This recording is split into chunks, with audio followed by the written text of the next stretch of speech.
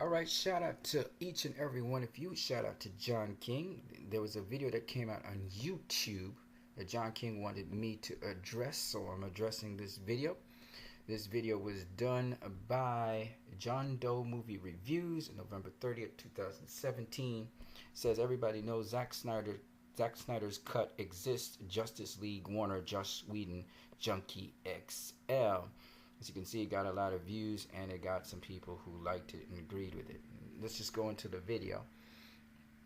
I'm going to show you where this video has some faults in it, and I will also speak about how this person kind of went down the wrong track with this video, okay? So I'll explain it to you. Let's just watch it.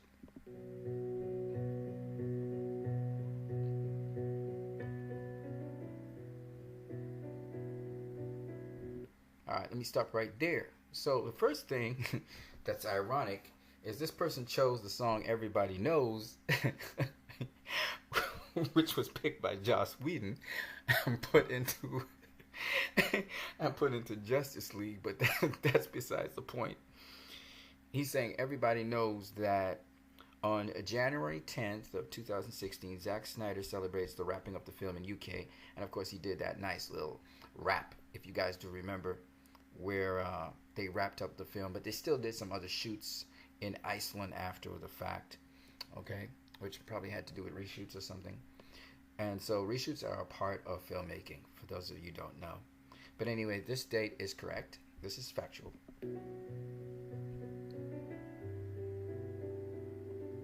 Okay, I remember this picture when he put out this picture of Aquaman. It's pretty dope. Jason Momoa there. And he just shared this new look of Aquaman from the editing room. And this was the year before. This was December the 14th, 2016.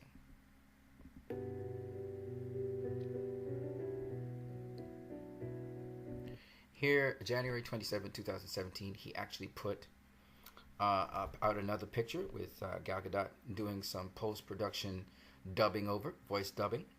Okay, so here's the re-recording some dialogue between her and Bruce Wayne in the in his cave, right, when they were discussing some things. All right, let's keep it moving. And some of this I think we saw in the trailers.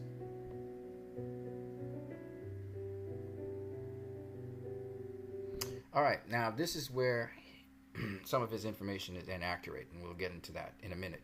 But February 17th of 2017, Zach shared this photo on Vero, but it was then shared on Twitter by Larry Fong, okay?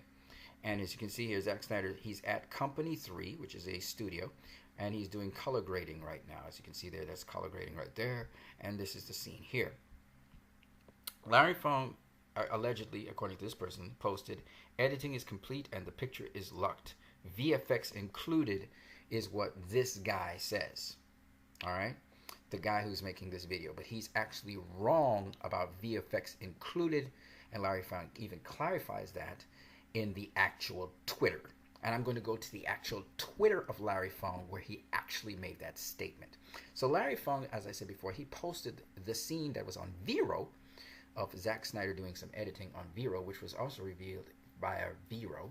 I remember when that came out on social media. And Larry Fong says, hey kids, this is how movies get their final look in a digital intermediate suite, shot by shot, no filters. Fun fact, Film School Friday. And he shared this with everybody. You see down at CO3 with Stefan, and you see Zack Snyder there. And you can see he's adjusting color or something like that. You can clearly see that the visual effects is not completed. These parademons don't look like parademons. People are trying to think, what is this? T2? What is this? Soldiers? What kind of thing is this? So obviously these VFX are not completed. But he's doing some color grading here. All right, for the look of the film. So this film is far from finished. So Larry Fong said editing is complete, picture is locked before the DI is done. And DI means digital intermediate, and digital intermediate is a motion picture's finishing process, which classically involves digitizing a motion picture. So basically, you go from film to digital format of the film, okay? And that involves manipulating color, all the post-production stuff, okay? Now, when Larry Fong said this, you got to understand two things. Larry Fong is a cinematographer. So Larry Fong is not, he's not really familiar with the specifics. He knows about the different processes in filmmaking, but he doesn't know the specifics of editing. Okay? It's very important because Larry Fong will go on later to clarify what he means. And we'll get to that in a minute. So, okay, this is the actual Twitter. Now, I'm going to go back to this video for a minute because this video, all right, and let's just get into it. So, first of all, this is wrong. Visual effects included is not correct, and you can clearly see in the picture the visual effects are not completed, okay? So, when he says the editing is complete and the picture is locked, VFX included, that is wrong, okay? He's just saying that the first stage of editing is complete, and that's what he means by picture is locked. And then they're dealing with DI. And by the way, editing is never complete until the film is ready to be shown. So that's just another story for another day. That's why we even have reshoots. That's why they even had reshoots. And they had reshoots more than once, right? Anyway, let's just go back to it.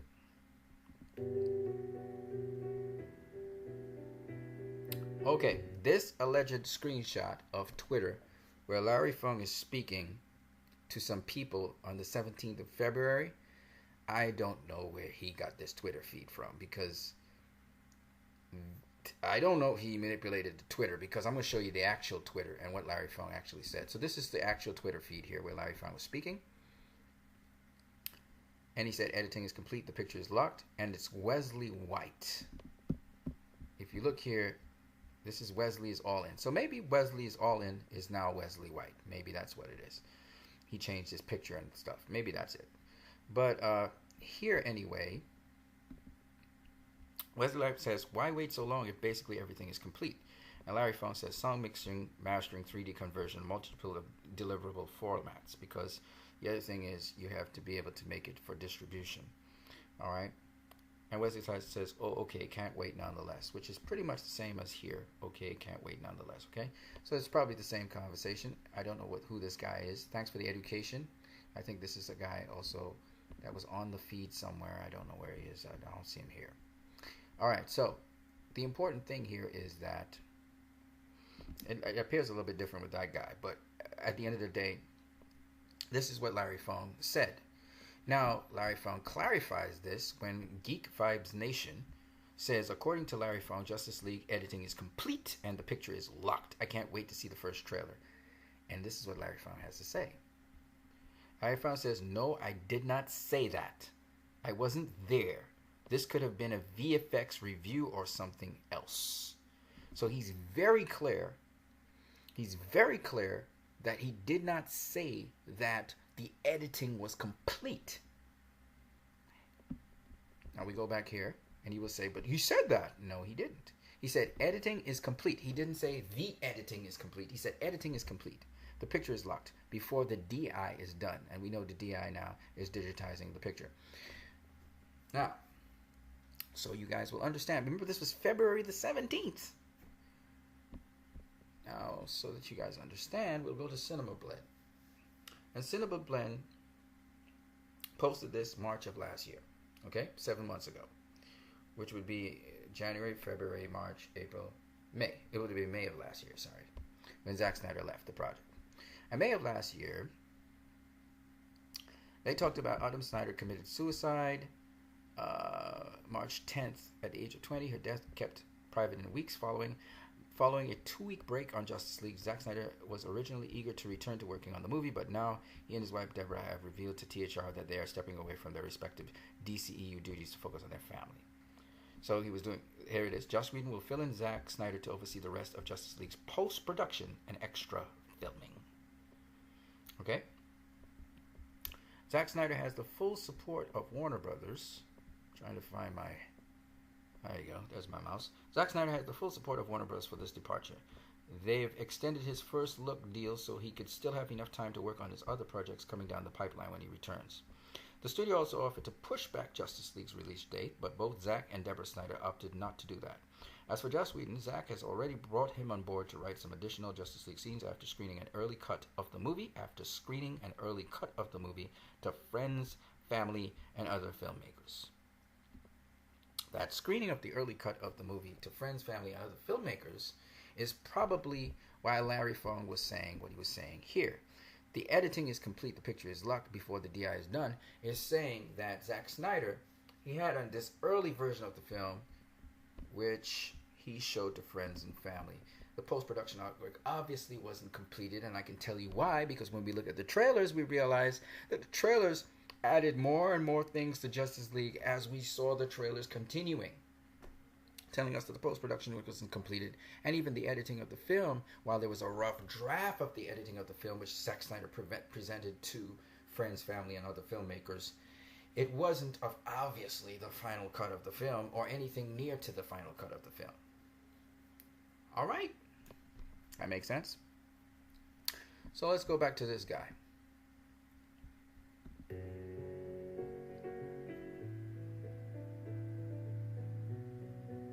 So he goes into Company 3. Basically, he's going to say what Company 3 does. It provides high-end post-production award-winning color graded, among other things. All right? That's what Company 3 does.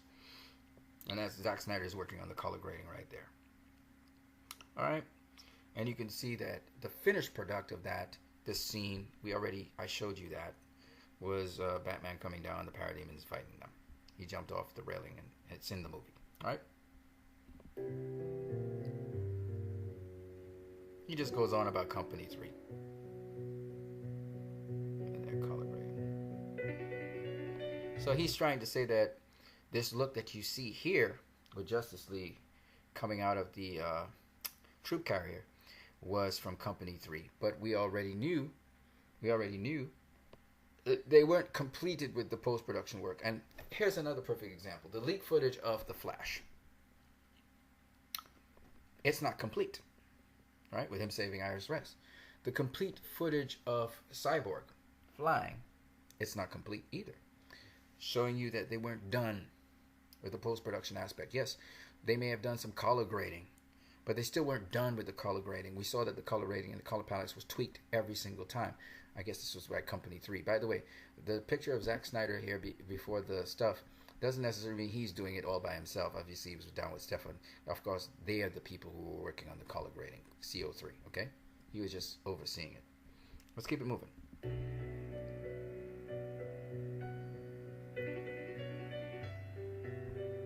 Again, this statement is inaccurate, as you already know. They repeat it again. So Company 3 was doing color grading, and Larry Fong said the picture was complete, and the editing was complete, and the picture was locked. And Larry Fong was very clear on it that that's not what he meant. And in fact, Larry Fong will clarify that even further. He says, no, I didn't say that. I wasn't there. This couldn't have been a VFX review or something. This could have been a VFX review or something else. That's the thing. And then he goes on to say, repeat, I did not say JL picture is locked. And he goes on somewhere else to even elaborate more on that and say, that was more about post-production. I have it. Well, you can go and check on his feed and you'll see him say, I'm just discussing very generally about post-production. That's what he said in clarification. There's another tweet somewhere on this thing. All right, so make sure that the guy who's quoting Larry Fong about it being locked and ready to go with DI, that is not saying that there's no more editing to be done. That's one. And two, he's not saying he was excited, but he was not saying that the film was completed and that post-production work and VFX that this guy is claiming was done. Obviously it wasn't, right? All right, let's keep it moving. And that's where the guy is absolutely wrong.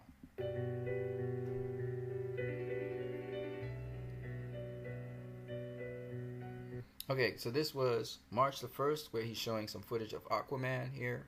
And we saw that. I remember seeing this. This was on Vero, and somebody else posted it up on Twitter. Okay.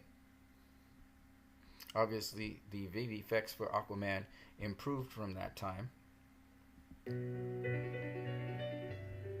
Alright, he's just describing a Warner Brothers studio, stage 23. It's nothing. It's not saying, he's not inferring that Zack Snyder put this to the executives or anything like that. And this is This obviously he put the sign in there, so that's him doing some Photoshop there. That's not actual studio where he's inferring like if Zack Snyder did this, but no, he's just saying that the editing, sound, music, this is what you use to finish the movie that Larry Fong was talking about. Not saying that he did that, but we know we got a feel for it from the trailers. Not really, because trailers don't necessarily tell you the music that's actually going to be scored in the movie, but nonetheless, you got a feel for what was to come. That's what it wasn't completed. Junkie XO wasn't done with what he was doing or anything like that. All right, let's keep it moving. Okay, so he's showing you now the different aspects of filmmaking, and he's inferring that picture lock means that they just had to do the song, the music, the final sound mix, the color grading and timing, and so on. And he's assuming that the scoring was done, the sound editing and editing of the picture was done, and the VFX and VFX editing was done. He's assuming these things. All right? But that's not what it was saying. And we clearly saw that when we were looking at Zack Snyder, the work that was done, the visual effects were not finished. Okay? So these are just all assumptions.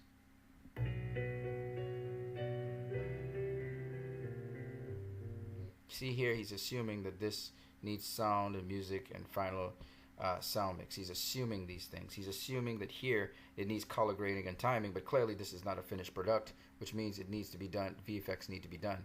He's saying that the scoring needed to be put into the movie, but clearly there was a lot more.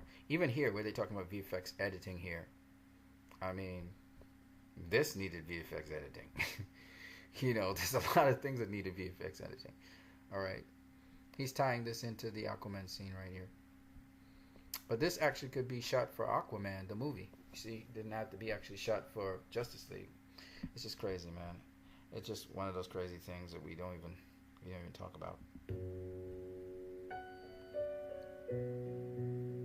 Okay.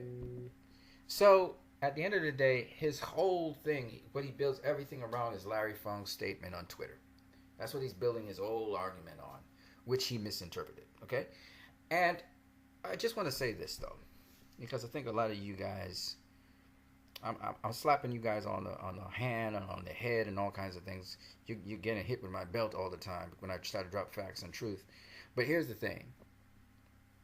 The thing is this. It's not that I don't want to get a director's cut of Zack Snyder's film and how he would want the music and how the length he would want it and all of those things that are comfortable for him to tell a story. It's not that I don't want that. I love to have that. My thing is this. My thing is when people try to dishonestly push an argument. See, this guy is saying everybody knows Zack Snyder's cut exists. There's no Zack Snyder cut. It's that same rough draft that Joss Whedon took and he went on. And if there was a Zack Snyder cut, why would they need reshoots? And the reshoots were on. In fact, Zack Snyder did reshoots last year after he had wrapped filming in Iceland. They went back and did reshoots in Iceland. Why would he do that? What people don't understand, apparently they don't, is that directors do reshoots and they try to tweak and refine film all the time. And the process of editing a film and doing different fine-tuning and stuff of a film is a continual process until it's ready to be presented. So, this guy trying to show that there's a Zack Snyder cut out there, well, if you want to consider a rough draft of the film with a lot of incomplete gaps in the film, a cut of Zack Snyder's film, fine. But there is no cut of Zack Snyder's film. Like there was a cut of his film. Literally, there was a cut of his film in BVS. In fact, Warner Bros. Promised to have the ultimate cut come out. And that was promised before the film was even in cinemas. This is not the case here. And people are trying to force that dialogue and say, well, there's a Zack Snyder cut out there. No, there isn't. And it cost money to have a Zack Snyder cut out there. It would cost you money, Warner Brothers money, to do that. So while you were busy, those of you who were, there are some of you who were pressing for a director's cut from Zack Snyder, and you're begging and pleading right now, and you did support the movie, and you didn't say bad things about the movie. I love you guys. The truth is, you still can't get a Zack Snyder cut like that Even though there's a lot of scenes that would be in that cut, which would be in the movie, there are also a lot of unfinished scenes, which would take money to finish. You see what I'm saying? So, and sometimes some more reshoots to get it to iron out how Zach would want it. It's just what it is. So at the end of the day, it costs money to do that.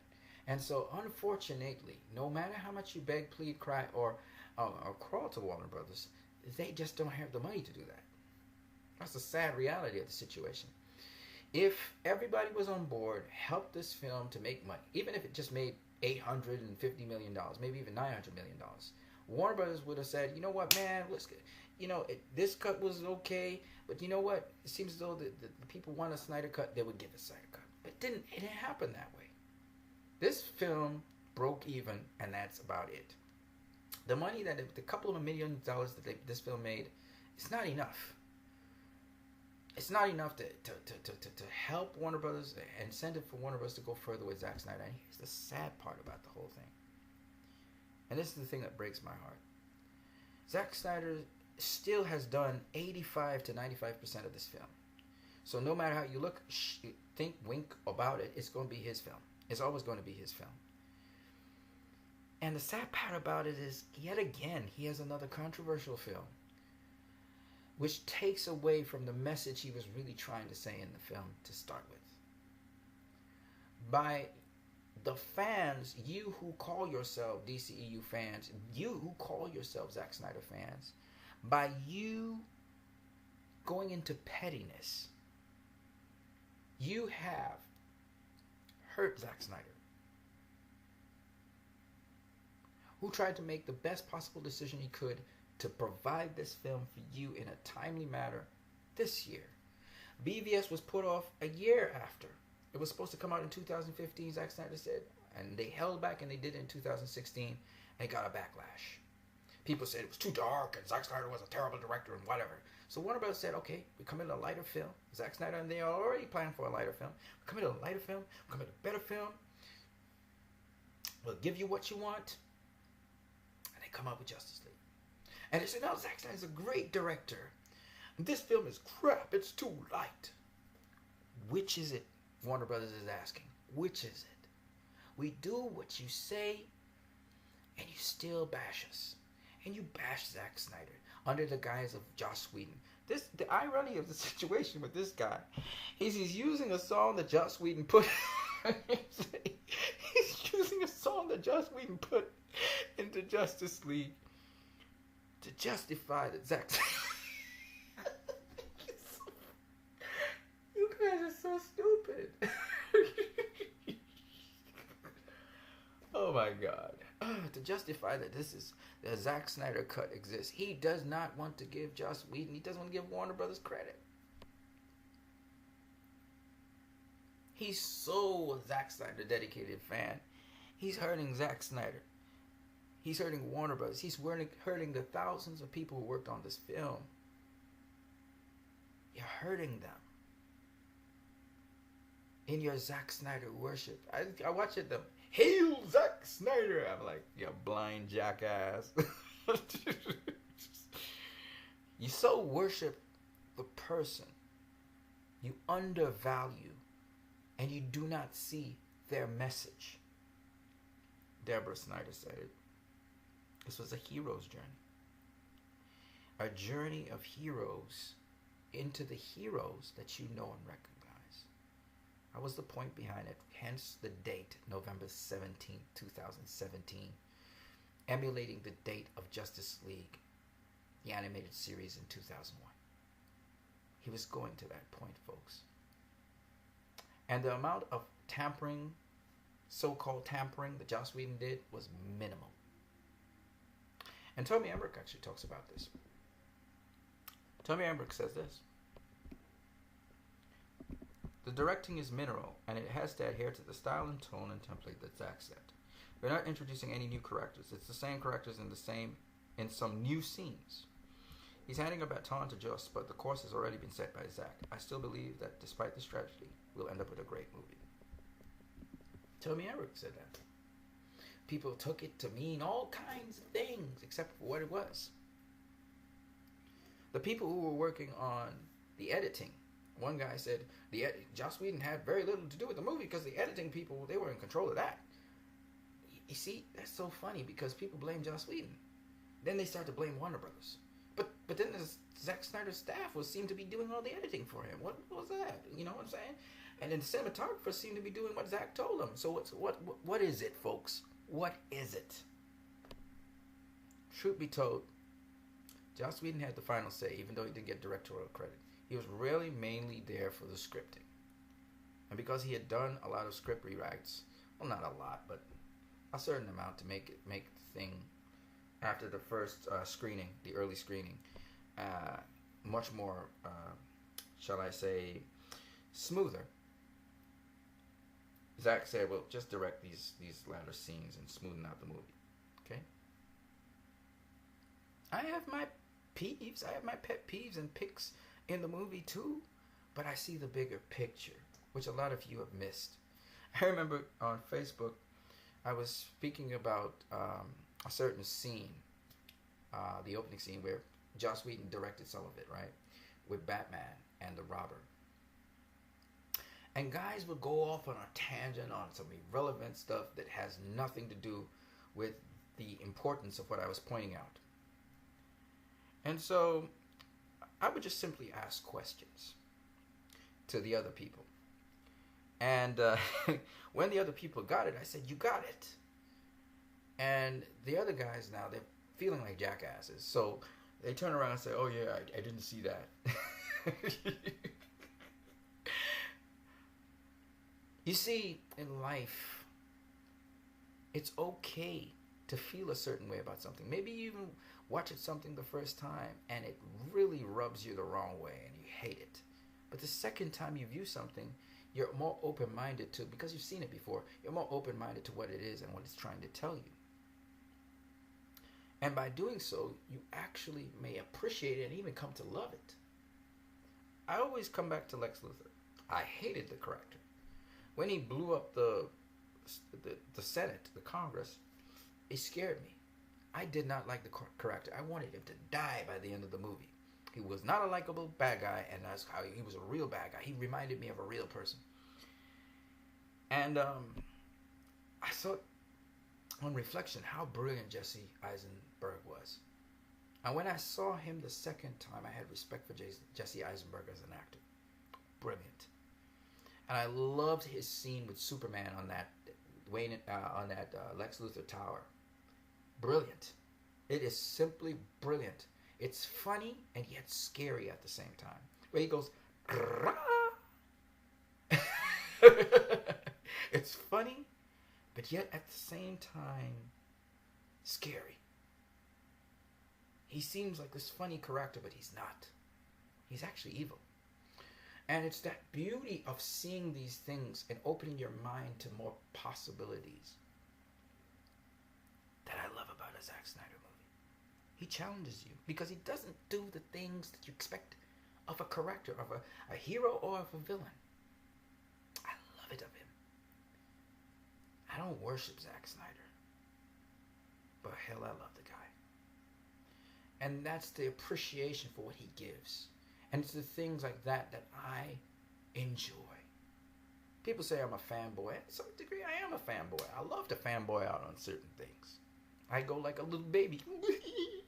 I giggle and all kinds of crazy stuff. But at the end of the day,